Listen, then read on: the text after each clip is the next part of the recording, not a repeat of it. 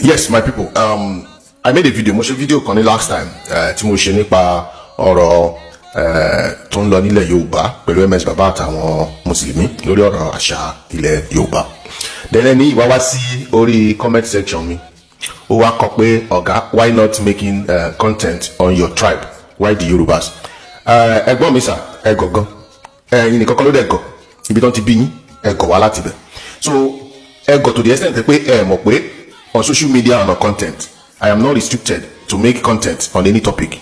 Bó mi mo lè lọ ilẹ̀ Gàmbàrí, mo lè lọ mú topic nílẹ̀ Yorùbá, mo lè mú topic nílẹ̀ Israel, mo lè mú topic nílẹ̀ Iran. In fact, most of my current video these days now about the war tó ń ṣẹlẹ̀ ní Iran. And these are the problem we have because àwọn èèyàn tó bá nílò ọpọlọ tẹ ní yìí, àwọn èèyàn náà deceive nílẹ̀ Yorùbá because how will you come and you think because I'm an Igbo person, mo ti jẹ́ Igbo báyìí mi ò lẹ́tọ̀ọ́ àti sọ̀rọ̀ nípa àkọ́ tó bá ṣẹlẹ̀ nílẹ̀ Yorùbá. Rí pé ẹ gọ̀, but that aside. Sherry, commenting you should encourage me going in. Now I want to start talking because when you get me, you do nothing. Igbo is Igbo aboro ndi na no. Let me tell you that truth. You cannot shakara Igbo person. Do you understand now? We are made up of stuffs. Do you know? Now, but now I want to put mouth to this issue. Make I even jam my mouth to this issue. See, Muslim don't go le Yoruba no fi baye yin je. That is the simple truth. See, I am not speaking ordinarily. I'm speaking like somebody that witnessed it. Sherry, the funny part of all this issue ni pé àwọn Muslim gan ló tún burú jù nílẹ̀ Yorùbá. Mo ṣe ọ̀rọ̀ exam nílẹ̀ Yorùbá, mo kọ́ àwọn exam, and I'm so popular, the people want to know me. There are two people that ever threatened me in my life. That was the motivation exam. Don't threaten me pẹ̀lú ogun. Àwọn méjèèjì Islam ni wọ́n. Ọ̀kan lára wọn àfáà ní from Ìgbèmọ̀ Èkìtì. Ó threaten me because ó register ọmọ Sunday mi. Ẹ lè pé I need this phobia pẹ̀lú wọn. Tó bá ti dárúkọ àfáà, ẹ̀rù máa ń bá everybody. That is simple truth. Ẹ̀rù máa ń bá everybody. Ó threaten me because òrówó ọmọ ẹ̀ sán. Mo wá bẹ̀rẹ̀ lọ́wọ́ ẹ̀ pé kó sanwó exam ọmọ ẹ̀ tó kù. Ó dẹ̀ fògùn threaten me. The second person to ever threaten me, àbúrò mi ló threaten pẹ̀lú ògùn. Kó wọn gbá ròkà. Islam ni, Muslim ni. In fact, ó ti jẹ́ imam gan báyìí.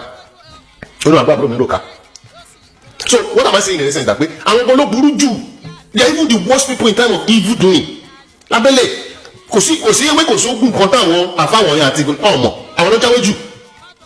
Tó bá fẹ́ ṣe nǹkan dídú ọ̀dọ̀ àwọn àfáà ló tó máa bá jù. The only problem is that you guys refuse to identify your identity. Mo orísun yín ẹ ti fẹ́ sọ́dà nù. Let me give you people one instance. You see me like this na mo máa ń wọ fìlà dídú jù pẹ̀lú àwọn aṣọ àtàyà Igbo. Mo ní fìlà red. This is red. Mo tún ní this type of fìlà. Sherry, this particular one mo lè wọ̀ anywhere including ti bá lọ lé.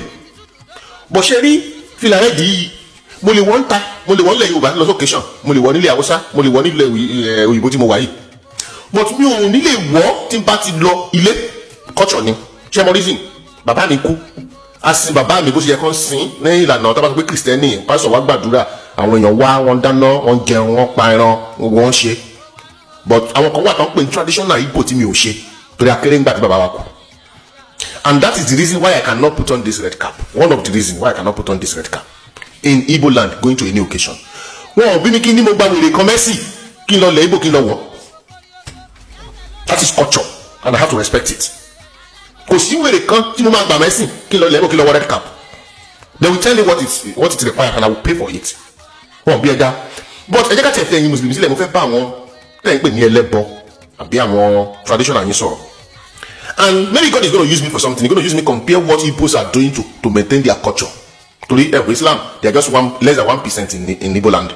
And we don't say because you can label culture Igbo mole possible because every born Igbo respect their culture. Sherry, one thing tí Igbo máa ń ṣe, àmọ́ ń bá àwọn ẹlẹ́bọ àbí àwọn báláwo àbí àwọn tó ń ṣe culture ilẹ̀ Yorùbá.